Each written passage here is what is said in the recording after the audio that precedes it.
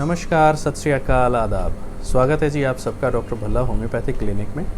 आज का जो टॉपिक है वो मेमोरी के बारे में है, याद शक्ति के बारे में। कुछ लोग कहते हैं कि हमारी याद शक्ति कमज़ोर हो गई है, मेमोरी पुअर हो गई है, हमें चीज़ें याद नहीं रहती। ऐसा हो भी सकता है, लाइफ इतनी बिजी हो गई है कि हम इतने चीज़ों का ध्यान रखते हैं कि कोई ना कोई चीज़ भूल जाते हैं। कई बार ये चीज़ें किसी बीमारी की वजह से भी होती हैं। आज जो टॉपिक है वो बीमारियों की वजह से फॉरगेटफुलनेस जो होती है उसके बारे में नहीं है। आज जो मैं बताने वाला हूँ वो याद शक्ति को कैसे इम्प्रूव किया जा सकता है, किन तरीक़ों से, मैं उसके बारे में बात करूँगा इस वीडियो में। बीमारियों को लेकर अगर फॉरगेटफुलनेस आता है तो उसके लिए मैं टॉपिक अलग से बनाऊँगा। ये उन लोगों के लिए टॉपिक है जो मेमोरी पुअर हो गई है मगर उनको कोई बीमारियां नहीं हैं, तंदुरुस्त हालत में हैं, मगर ऑक्यूपाइड इतना ज़्यादा रहते हैं, दिमाग इतना ज़्यादा बिखरा रहता है कि चीज़ें भूलने लग जाते हैं, या उम्र के लिहाज से जो फॉरगेटफुलनेस आती है ये उसके बारे में आपको मदद करेगा ये टॉपिक।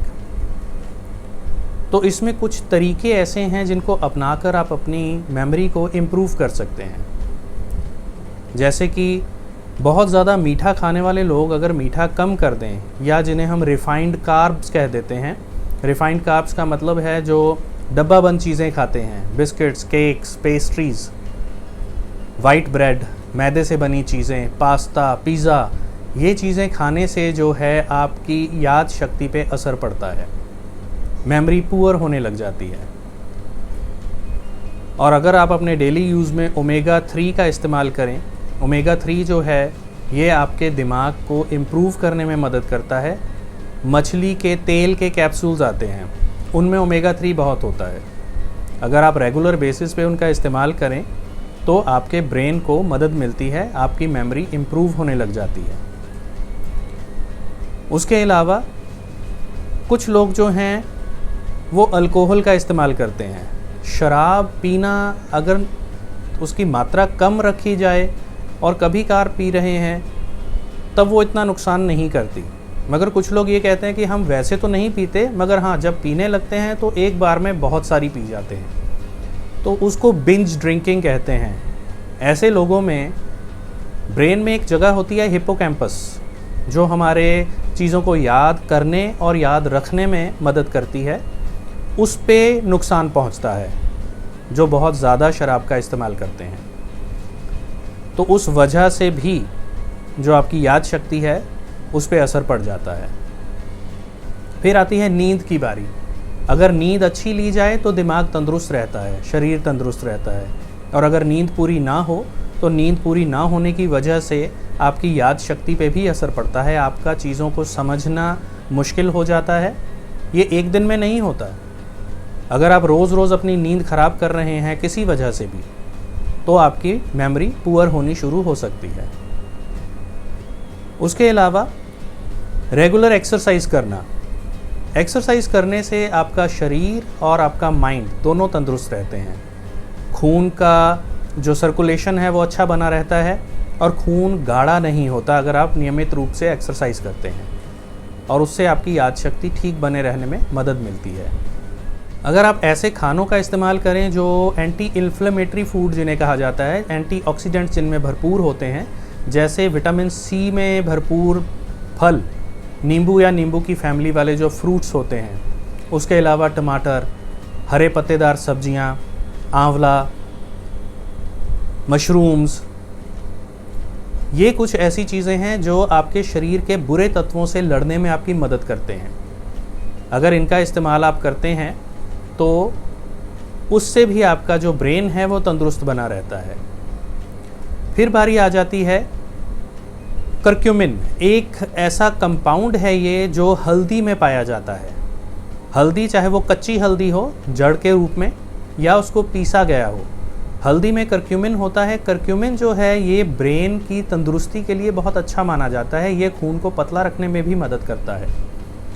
इसके इस्तेमाल से भी आपकी याद शक्ति अच्छी बनी रहती है। फिर बारी आ जाती है आपका वज़न। अगर आप अपने वज़न को ठीक बनाए रखते हैं, मोटापे की तरफ नहीं जाते, मोटापा अपने आप में एक बीमारी है जिसकी वजह से और बहुत सारी तकलीफ़ें आ जाती हैं और आपकी मेमोरी पुअर होने लग जाती है। अगर आप अपने वज़न को ठीक बनाए रखते हैं तो भी आपकी मेमोरी इम्प्रूव हो जाती है। इसके बाद एक ऐसा खाद्य पदार्थ है जो शायद सबको ही पसंद है, मगर अगर उसका इस्तेमाल ज़रूरत से ज़्यादा कर लिया जाए तो भी वो नुकसान करता है। चॉकलेट्स, या मैं यूँ कहूँ कोकोआ, जो पाउडर फॉर्म में भी आता है और कई चीज़ों में डाला जाता है, ये भी आपकी याद शक्ति को बेहतर बनाए रखने में मदद करता है।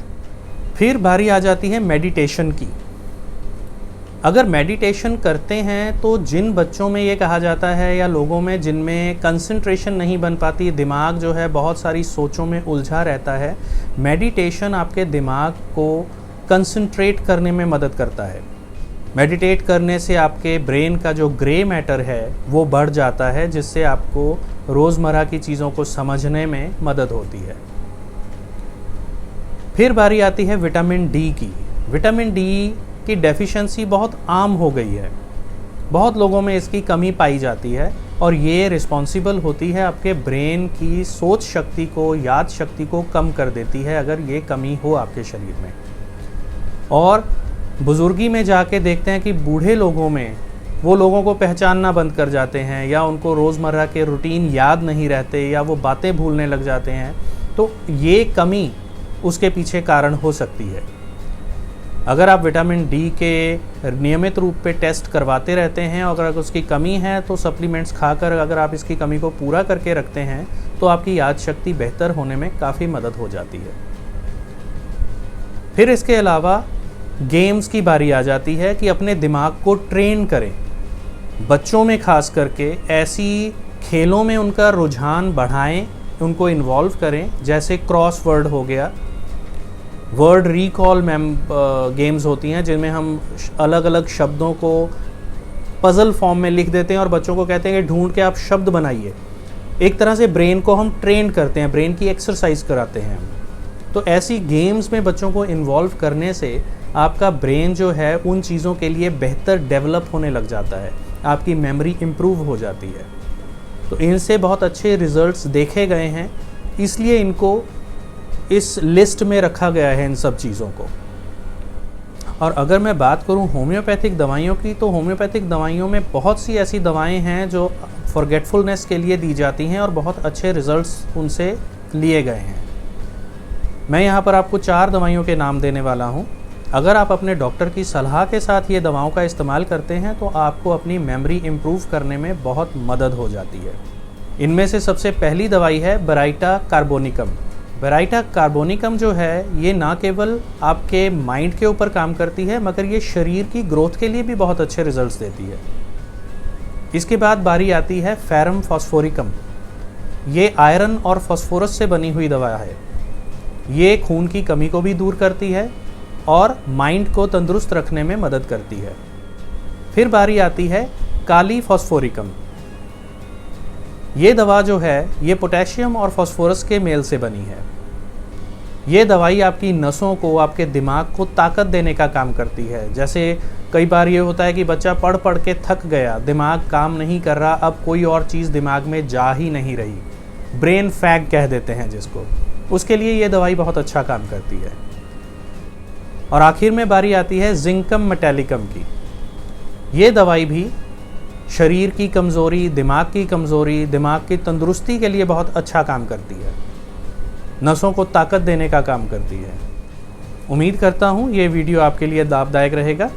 अगर आपको मेरा ये टॉपिक अच्छा लगा है तो इसे लाइक कीजिए, अपनों के साथ शेयर कीजिए। किसी तरह की अगर अधिक जानकारी चाहिए तो मेरा नंबर और मेरा ईमेल एड्रेस इस वीडियो में दिया गया है, आप मुझे संपर्क कर सकते हैं। मेरे इस चैनल को सब्सक्राइब ज़रूर कीजिए ताकि आने वाले वीडियोस आप तक पहुंचते रहें। फिर मिलते हैं किसी नए टॉपिक के साथ, तब तक अपना ध्यान रखिए। नमस्कार, सत श्री अकाल, आदाब।